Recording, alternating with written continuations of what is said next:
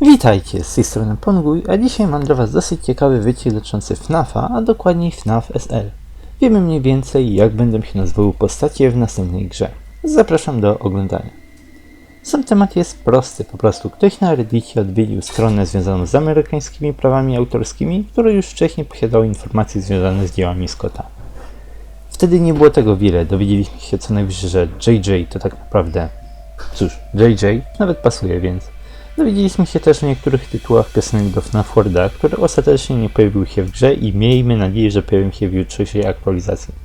Ale wczoraj dowiedzieliśmy się czegoś znacznie większego. Poznaliśmy imiona nowych postaci, które pojawią się we FNAF SL.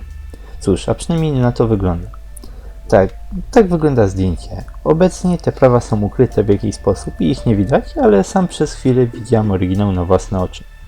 Tak wygląda całość, ale najważniejsze jest tutaj.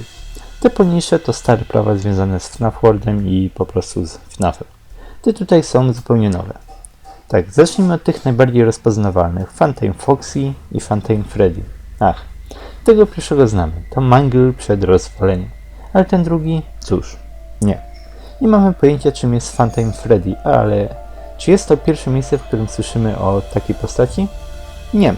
Jakieś 1,5 miesiąca temu, podczas charytatywnego livestreama Dawko, Scott wpłacił $9000, a dokładniej 9 razy po $1000, za każdym razem nazywając się w inny sposób.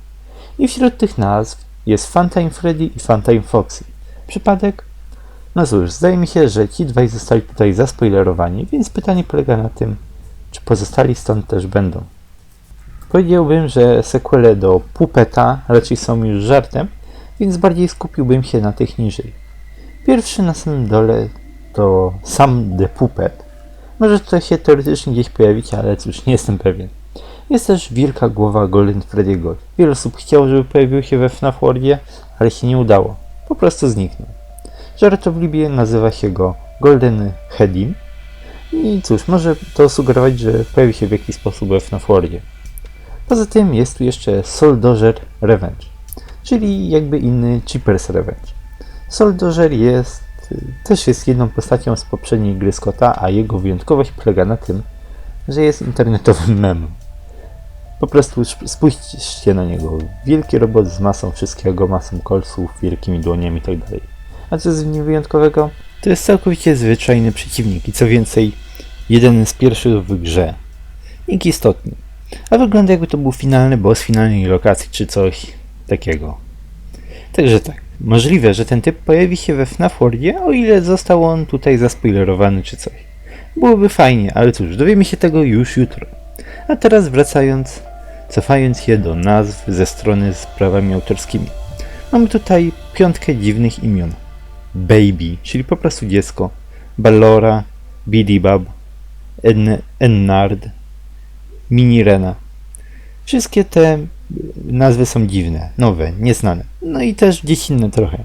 Trójka postaci zaczyna się na B, co się kojarzy trochę z Balloon Boyem, BB. Dwójka z nich masowo Baby, choć w jednym przypadku jest on napisane od końca, czyli Bidybab, czyli Bidybab od końca to Baby Deep. Wszystko jest tutaj bardzo ciekawe.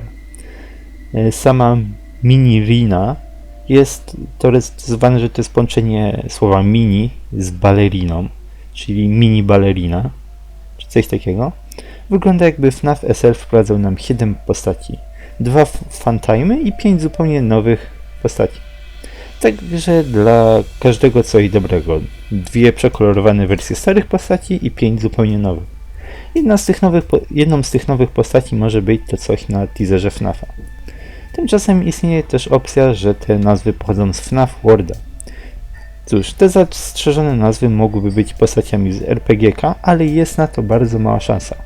Freddy i Foxy nie są wersjami Adventure. Prawa autorskie dotyczące Adventure Funtime Foxy są już od jakiegoś czasu na stronie, więc nie ma powodu tworzyć tego drugi raz. Pozostała 5 teoretycznie mogłaby, ale Scott raczej nie zastrzega postaci z FNAF Worlda poza tymi grywalnymi. Nie mają tutaj pozostałe zbytniego znaczenia. Często są tylko przekolorowanymi oryginałami albo coś. Tak więc jak dla mnie wszystkie te nazwy pochodzą z FNAF SL. Ale to możemy sobie jeszcze potwierdzić jutro, gdy FNAF World Update 2 wyjdzie. Tymczasem cóż, w tym momencie to wszystko, co chciałem wam powiedzieć.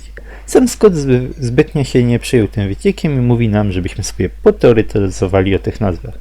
Także cóż, dziękuję wam za oglądanie, zapraszam do komentowania waszych jakichś przemyśleń w temacie.